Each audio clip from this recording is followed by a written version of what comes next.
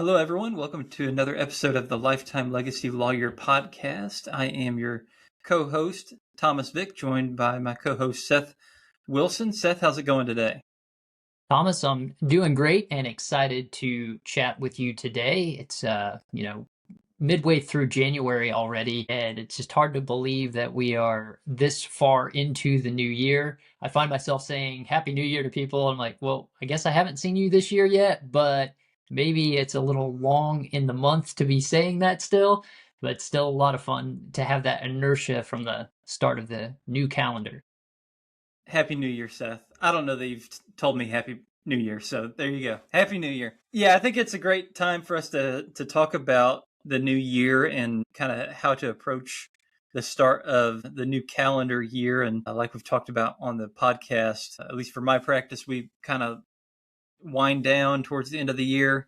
I was at the dentist yesterday. They had basically the same number of days of break that I had for our office. And then when you get back into the office after the New Year celebration, you've got some work that you've got to do. So we kind of wanted to talk about that, kind of talk about the mindset that you should have going into the new year. And I think it will afford us some opportunity to think about some exciting things, some goal setting ideas, that kind of things. Let me just open it up to you, Seth. What is your approach to the new year? Great question. And every year it's a little different in terms of the adjustments that I made based on the prior year, but there's always some consistency. And I want to get the year mapped out a little bit. And I want to have kind of an idea of what are the big things that I want to accomplish this year, both, familially, from our firm, from professional, personal, all those kind of things, and the various areas of life that we navigate. And so just trying to spend some time thinking about which areas of life need a little bit more focus than others in the new year. So I may adjust down, hey, how much time am I actually spending at work? Because I'm not spending as much time with my family, for example. And I need to balance that out because we've been hustling over here on, starting a law firm and getting everything going and taking care of clients. And I haven't focused as much, or I don't have as much left in the tank at the end of the day to serve my family in this with the same level of energy. And so I try to kind of take stock of that and balance out big picture wise. Okay, if I can do everything I want to do, which areas need to get what level of attention, and then start building the blocks that way. How about you? I think it's so important to bring your personal life kind of into the law firm. Like how are you going to manage things at the law firm, considering your obligations and really privileges of having a family and being able to spend time with them? And I've heard Dave Ramsey say this, and it's true for me. Like, you get energy from spending time with your family and friends, and your time spent with your family and friends is going to help energize you in the law practice. And so often attorneys will get kind of in the bad habit of just, it's all law firm stuff all the time, and there's no balance in life. And it's so important to have that work-life balance so that you can be energized personally and professionally. I think that you can work 50, 60 hours a week and your personal life is probably okay, but there are some times where that balance is not going to be 50 hours, 60 hours a week. You need to kind of balance things out at various times in your family's schedule and in your schedule. And there's always a give and take, right? There's always a give and take between professional life and personal life. But the fact that that's a consideration is great. That's what I would say. So yeah, kind of thinking about the year and kind of planning that out, whether that might be, okay, I'm going to leave the office at this point in the day, maybe to provide more time in the evening. I'll leave earlier.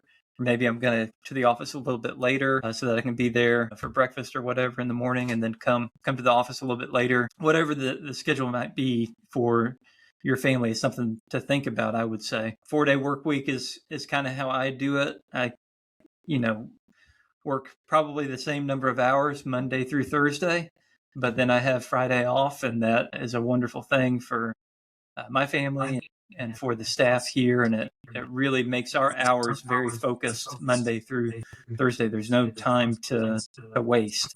And so I found that to be beneficial. So think about personal goals, but one thing that I have noticed over the about 10 years that I've done this, whenever I'm winding things down at the end of the year, then I come back January 3rd, 4th, 5th, whatever it might be, it actually seems like there's kind of a dead period that first week. There's not a whole lot of momentum. You got to kind of regain the momentum. We had a flurry of a finish at the end of the year, perhaps, and then, you've kind of, maybe gotten that work done before the end of the year, and then you're starting afresh the new year. So, for me, sometimes when I come in the new year, that first week is like, okay, I guess I've got some things that I need to do, but we got to get this thing rolling again. And I guess I need to take a note of that, is just that kind of comes with it. And then that second week, that third week of January, things will start to pick up a little bit, get some momentum, get things rolling again. Yeah, and I think that's the ultimate fear for lawyers is if I stop doing what I'm doing and I have downtime, what do I do with myself? And how do I navigate that? And I think that's where goals come in to help you understand, okay, this is what I want to do this year. Here's the metrics that I'm trying to achieve. And so long as I'm on pace to do that, everything should be in good order. And I think the only way you can know that is if you track things appropriately. And so we were talking before we started recording, I just finished a book by John Acuff called All It Takes Is a Goal. And John's got a unique approach to a lot of kind of life, but he's similar life station to me. And so I resonate with a lot of what he grew up with and the anecdotes that he shares. And the concept that he was talking about that kind of stuck with me was, how do you score what you're doing? How do you track what your goals are and how much progress you're making toward that? And so that can take a number of different forms in the law office, but you need to be cognizant of that so that each day you're reaching those daily goals, so that you're not spending all the time trying to catch up later or overdoing it on the front end and not being able to pace yourself as you go through. And so you'll know by the rhythm of your practice, in theory, that, hey, every January it kind of starts off a little slow, but then we tend to pick up speed and we tend to fill the calendar back up. And, that's that natural ebb and flow of things. And we're hitting the metrics we defined for ourselves at the beginning of the year. So we're good. And that's a hard thing, because if we don't have that phone ringing, if you don't have emails coming in, if you don't have activity, a lot of times we can confuse activity with progress. And are we actually working on the right things that move the ball forward? Yeah, and one thing that I like to do is look back at, if I've got these goals for this upcoming year, what is my history of kind of having success towards that type of goal? So if you've got a revenue goal for 2026, look back at your 2025 numbers and determine how many initial consultations did you have, how many of those retained, take a percentage of that, and then divide that number by the you find out what your cost is per matter that you've retained, and then run the numbers, and that will help you determine how many initial consultations you need to have in 2026. Maybe even per week. So maybe it's five appointments that you want to have every single week in order to meet your weekly goal. Say you want to retain 2 clients a week and you got a 50% retention rate. Well, maybe that's, you need to have 4 or 5 initial consultations lined up. Well, if you know that you need that, then you can kind of be aiming towards, that's your goal for every single week. Whether it's, going to lunch with some referral partners, perhaps, or it's reaching out to past clients that kind of left you hanging. You had a nice conversation with them, but you didn't complete anything. They didn't hire you. You kind of go through your files and figure out ways that you can get 4 or 5 initial consultations on your calendar. And that's, kind of a proactive measure that you can take towards that goal, even though it sometimes feels like it's out of control whether somebody sets an appointment with you or not. Yeah, and it's kind of nice when you have that chart, if you will, that starts to fill itself in. So, hey, it's January. I know I wanted to have 10 appointments by midway through. Here's where we are. And we track that in various ways throughout the office. And one of them is our new matter count. And we like the new year because our matters are numbered by year and then sequentially within that year. And so as you watch those matters count up, you've opened enough matters to kind of stay on pace for where you were before. And then, like you said, I can project out based on what I've done in the past that if we did this many matters and we're able to generate this, stands to reason that plus or minus a few percentage points here and there, likely we can do that again. Now, if you have a practice that involves a lot of contingency cases or something like that, a little bit harder to project that perhaps, but the same principle applies. And I know for like personal injury cases and those kind of things, that's a little bit different of an analysis for folks. So maybe your goal there is, how many mediations do I have on the calendar? Where am I in the process of actually wrapping up some of these cases and keeping them moving forward? And so there's different ways and different measures for how you can quantify what you're trying to accomplish. I think the key is figuring out what that limit is for you, what that goal is. And I think that's an interesting discussion. Do you set a stretch goal or do you set a realistic goal? Yeah, and I'm reading a book by Jack Canfield right now called The Success Principles, and he talks about goal setting and how important it is. And, do you do an easy goal or do you do a hard goal? And do you do kind of a general goal or do you do a very specific goal? And, I guess an example of a general goal would be, I want to have 6 figures of gross revenue in my law practice, just have that kind of number. Well, maybe it's by December 31st, 2026, I want to have $125,000 with 50 clients retained, and just very, very, very specific type goals. And that helps you to kind of solidify it in your mind, encourage people to write down very specific goals with kind of a deadline, and your mind will just kind of start moving towards that direction. It's kind of an amazing thing. You write down a goal, get it firmly fixed, and then look at it, 2, 3, 4 times a day. And then that's just going to help you to remember what the goal is and that you need to be working towards that. One of the anecdotes that he mentions in the book, Jack Canfield, is you need to have big goals. And the anecdote kind of goes that, like, if you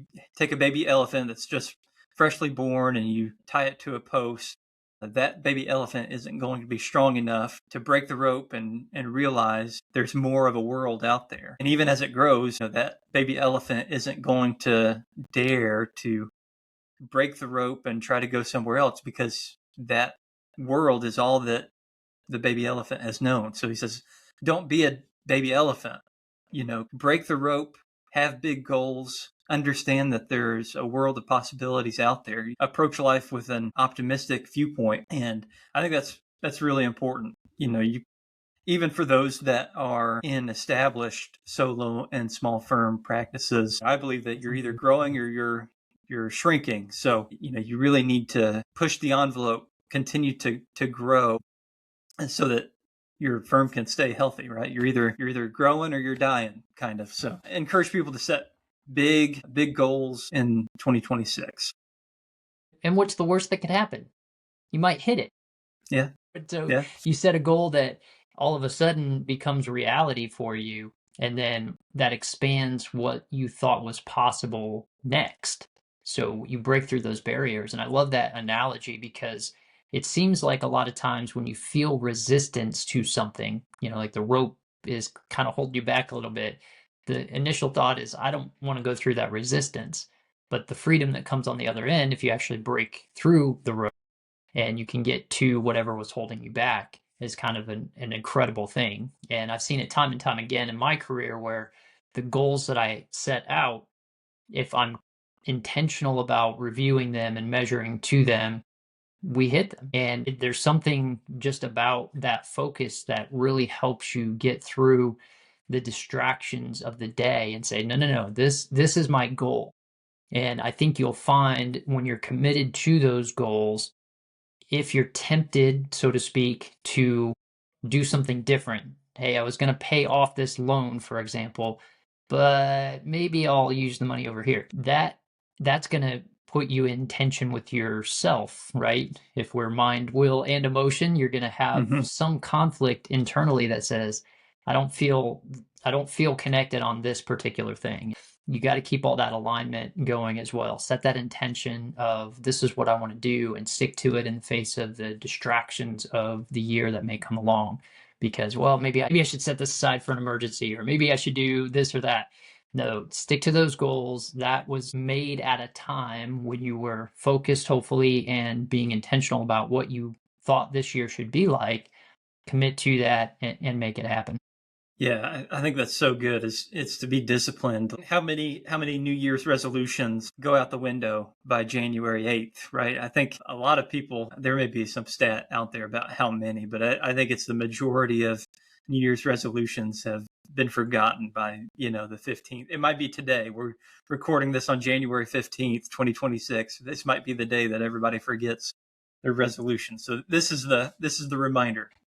That's right. That goal that you set at on January 1st, keep at it and be disciplined, make daily efforts towards the success of that goal. Yeah. And that's another important distinction, I think, too, to keep in mind is these daily deposits actually start creating good habits. And the more good habits you have stacked together, the more intentionality you're going to bring to your life and the better results you're going to get. And then you start identifying, well, which habits are getting in the way of me doing this, that, or the other thing. And so start small. I think Craig Groeschel is very famous for saying, I'm somebody who flosses every day. And then he goes on to tell the story about because I floss and I'm a person who flosses, I do this. And because I do this, and it just builds on itself. But it starts small. Don't try to change everything at the same time. Set the intention and then start building the habits in one at a time. If it's, I'm a person who flosses, right? Yeah. You build that into what you're doing, and then it starts to snowball on top of itself, which is pretty cool. Yeah. That momentum of goal setting, one met goal after another, met goal after another, met goal. And before you know it, you're a giant elephant that can go anywhere in the forest, right? So, yeah. Yeah, I think that's a great thing to keep in mind in 2026. Anything else that you want to add about momentum and approach to the new year? No, I think that's a good summary as we kind of get started. I mean, there's a lot of times that you're going to fall short and maybe have to reevaluate or reassess and go back to that reminder. The best question I've ever heard on this is, what does that make possible? And if you have that scenario, you got to go through maybe the grieving process a little bit of, oh, I failed to meet my goal or what have you. But the lessons that you can learn from there, the adjustments that you can make, and then you go at it again and try it the next time. And that's pretty cool. Yeah, absolutely. Well, we'll leave it there for this episode of the podcast. This is the Lifetime Legacy Lawyer podcast, helping lawyers launch. We encourage everybody to check out the YouTube page where there are a number of videos. Check out anywhere that you can get your podcast. We're looking forward to this upcoming year. We've got a lot of things in the works. Looking forward to getting some more content out there, more opportunities for our audience to let us help them to launch their law firms or help it to be successful. So looking forward to that. Seth, any final words here? No, I was just going to echo that sentiment that, hey, we've got some goals for the podcast as well and some intentionality that we want to bring there. So if you're doubting what we're saying, stay tuned. You can watch it unfold in real life in Yeah. 2026. All right. Take care, everybody. Thank you. Thanks.